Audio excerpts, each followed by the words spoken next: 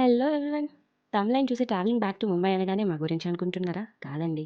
ఈ వ్లాగ్ అయితే పూర్తిగా మా బ్రదర్ గురించి. His work location is Mumbai అండి. తొలి ఏకాదశి ఫెస్టివల్ కోసం 2 వీక్స్ బ్యాకే ఇంటికి వచ్చాడు.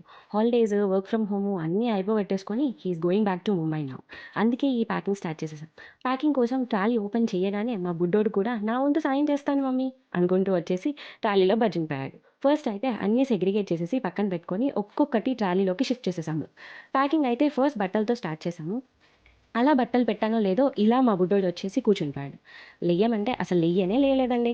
ఎలాగో బుజ్జగించుకొని వాడిని పక్కన పెట్టేసి ఫుడ్ ప్యాకింగ్ స్టార్ట్ చేసేసాము. ముంబై కాబట్టి ఇవాళ స్టార్ట్ అయితే రేపు మార్నింగ్ 11 ఆర్ 12కి రీచ్ అవుతాడు. సో 3 పూటలకి సరిపోయేలాగా చపాతీ, పులిహోర కాంబినేషన్ ఉండాలి కదా కంపల్సరీగా వీటిల్లోకి. అందుకే చట్నీ, పప్పుల పొడి ప్యాక్ చేసేసాను. ఇంకా వాళ్ళ ఫ్రెండ్స్ కోసం అయితే కొన్ని స్నాక్స్ కూడా తీసుకున్నాను. అవేంటి అంటే కారాలు, సున్నుండలు, ఘీ, కేక్, స్వీట్స్. చూడగానే నాకే నోరూరిపోయిందండి. చెప్తుంటే మీకెట్లా నోరూరిపోతుందో నేను ఊహించగలను. మా బ్రదర్ వాళ్ళైతే రీసెంట్‌గానే రూమ్‌లోకి షిఫ్ట్ అయ్యారు.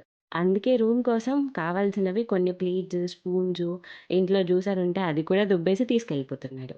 ప్యాకింగ్ అయితే కంప్లీట్ అయిపోయింది. లగేజ్ బ్యాగ్‌తో పాటు ల్యాప్‌టాప్ బ్యాగ్ మ్యాండేటరీ కదా వర్కింగ్ ప్రొఫెషనల్స్‌కి. కోతికి తోక ఎలానో ప్రొఫెషనల్స్‌కి ల్యాప్‌టాప్ కూడా అలానే అయిపోయిందండి. ఇప్పుడు చెప్పలేదు, ముందే చెప్పాలి కదా. ఎక్కడికి వెళ్ళినా నేను వీడని వీడను నేను అనుకుంటూ వచ్చేస్తుంది మనతోనే.